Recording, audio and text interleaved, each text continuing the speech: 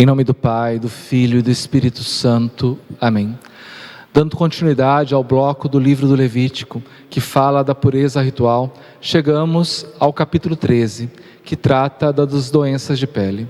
A primeira observação a ser feita é que essas doenças de pele não devem facilmente ser interpretadas como lepra ou hanseníase, como nós hoje conhecemos.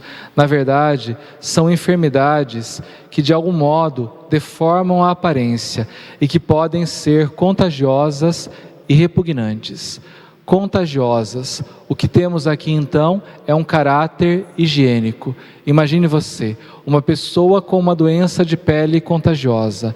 Se ela fosse prestar seu culto a Deus, essa doença poderia contagiar as outras pessoas que estivessem reunidas com ela ali naquela santa assembleia. Por isso, o motivo pelo qual cabia ao sacerdote diagnosticar se esta pessoa tinha ou não tal doença. Cabia ao sacerdote, como nos fala aqui o versículo 3. O sacerdote examinará a parte afetada. Se nela o pelo se tornou branco e está afundada, é um caso de afecção cutânea. Depois de examiná-lo, o sacerdote o declarará impuro.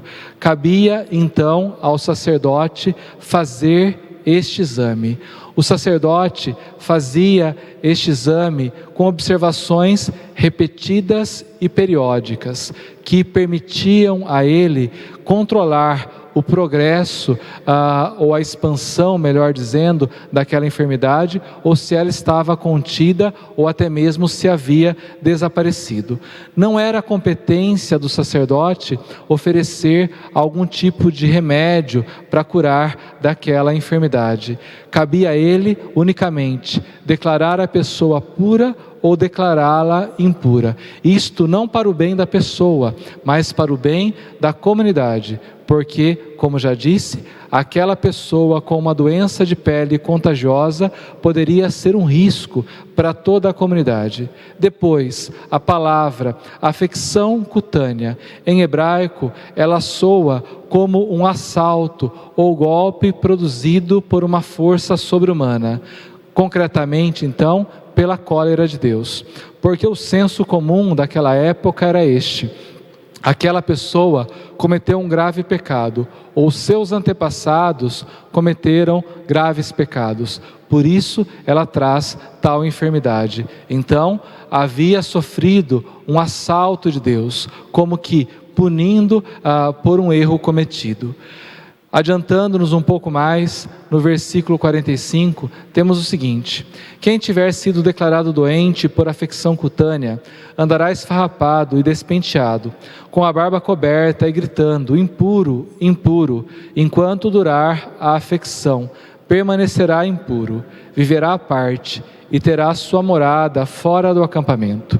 Viverá à parte e terá sua morada fora do acampamento. Assim, em casos extremos de enfermidade considerada incurável, o doente era afastado do convívio social e posto para viver numa aldeia retirada com outras pessoas cuja doença também era considerada incurável. Imagine você o trauma que isso causava àquela pessoa. Ela não apenas era tirada do convívio social e posta muitas vezes em meio a estranhos, mas era tirada do seio de sua família. Por vezes precisava deixar esposo, esposa, pai, mãe, filhos. Era obrigada a isso. E além disso, ainda tinha que aparentar que era impura, isto é, trazendo as vestes rasgadas, andando despenteada, se fosse um homem com a barba coberta. Não bastasse isso, quando visse alguém se aproximar, ainda tinha que gritar: impuro, impuro, para que aquela pessoa não se aproximasse, acusando a si mesma desse estado de impureza. Dessa forma, então, aquela pessoa era como que totalmente marginalizada, posta à parte ali da comunidade do povo escolhido por Deus. Por quê? porque a doença de pele que ela trazia era considerada incurável. No versículo 47 temos o seguinte: quando se produzir uma infecção numa veste de lã ou de linho, numa trama de lã ou de linho, num couro ou em qualquer objeto de couro, e neles aparecer uma mancha esverdeada ou avermelhada, é uma infecção que deve ser examinada pelo sacerdote. O sacerdote, então, não apenas examinava a doença na pele da pessoa, mas mesmo nas vestes daquela pessoa, para dar o diagnóstico se aquela veste estava pura ou impura. Se estivesse impura, aquela veste deveria ser completamente destruída. Claro, hoje é muito mais fácil compreender que impureza era essa. Esta impureza provavelmente se devia aos fungos que causam o bolor numa veste ou numa peça de couro.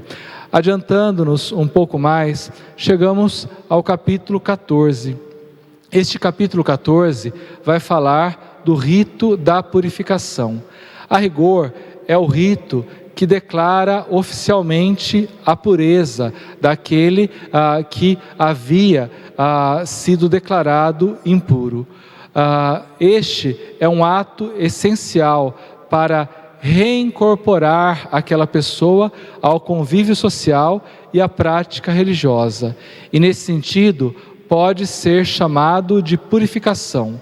E a purificação aqui pode ser entendida como a sentença de absolvição que um juiz estabelece juridicamente, decretando assim a inocência daquele que estava sendo acusado.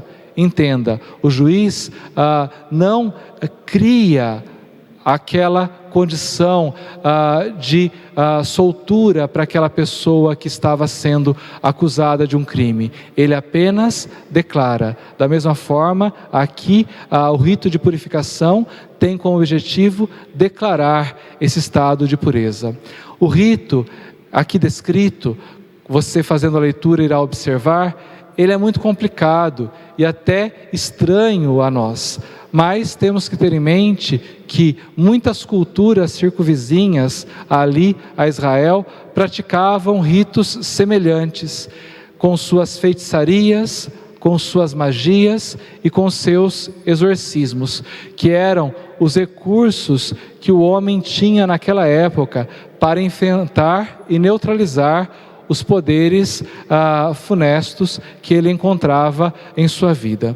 Nós vamos ver neste capítulo 14 alguns elementos, como por exemplo a água corrente. A água corrente que simbolicamente serve para lavar e regenerar, lavar de toda a enfermidade e regenerar para uma vida em estado de pureza.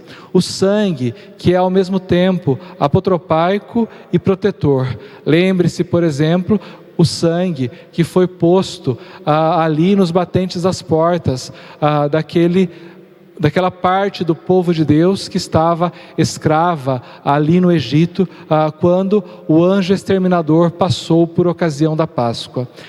Um sentido apotropaico, isto é, um sentido de expulsar o mal para que não se aproxime. Um sentido protetor, de neutralizar a presença do mal para que ele não se achegue. Vamos ver também aves que são soltas. Por quê? Porque ao voar elas levam para longe todas as impurezas, conforme a mentalidade aqui do autor sagrado.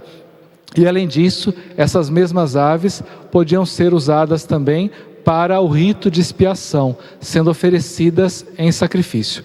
O que se vê então é que o autor sagrado tentou reunir cerimônias diferentes entre si e quis harmonizá-las, mas não teve tanto sucesso, visto que aqui elas ficaram bastante confusas. Tomando o versículo 18, nós temos o seguinte: o resto do azeite que lhe fica na mão o derramará sobre a cabeça do purificado, e assim expiará por ele diante do Senhor. O resto do azeite. Então, aqui este azeite, ele é misturado ao sangue. E com este rito do sangue e do azeite, quem tinha vivido fora da comunidade, agora é reincorporado plenamente a ela.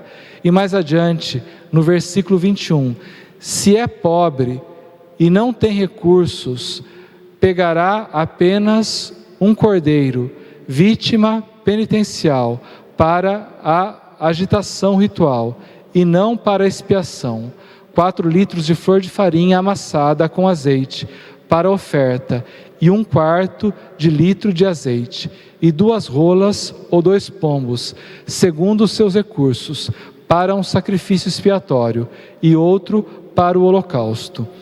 Aqui então, a lei prescreve aquilo que um pobre deveria oferecer, caso não tivesse as ovelhas ou cabritos para oferecer pelo sacrifício de purificação.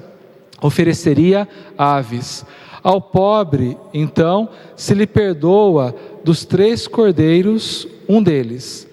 Os outros 2 são substituídos por algo mais econômico, isto é, pelas aves, que aqui passam a fazer as vezes daqueles animais que seriam oferecidos, com o intuito de como que expiar, reparar e mais que isso, purificar da impureza que a pessoa havia adquirido.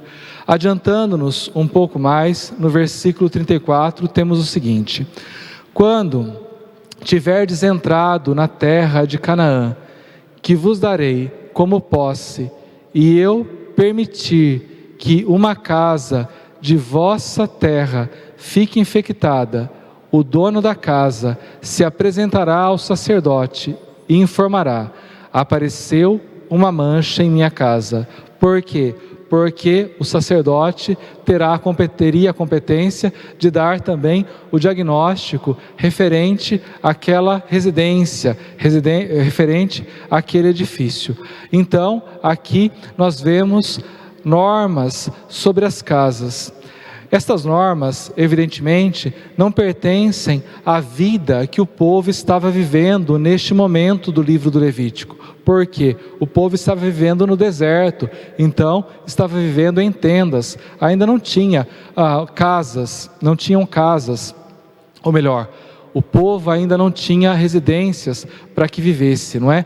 Isso então se refere a uma ideia futura, ou seja, quando eles, os membros do povo de Deus, já tivessem entrado na terra prometida. Por isso, o próprio versículo 34 já apresenta essa visão de futuro. Quando tiverdes entrado na terra de Canaã, sim, lá quando tiverdes entrado na terra de Canaã e constatarem que há alguma impureza na parede de suas casas, daí sim o sacerdote seria procurado. O sacerdote aqui examinaria e daria o diagnóstico, mas não apresentaria algo que pudesse trazer o restabelecimento daquela parede ou daquela casa infectada. Algo diferente se vê em outras culturas daquela época, onde eles essas culturas acreditavam que essas infecções nas casas, não é, se deviam a espíritos maus, a presença de espíritos maus nestas casas, que as habitavam e perturbavam seus moradores. Desça sobre vós a bênção do Deus Todo-Poderoso, Pai, Filho e Espírito Santo. Amém.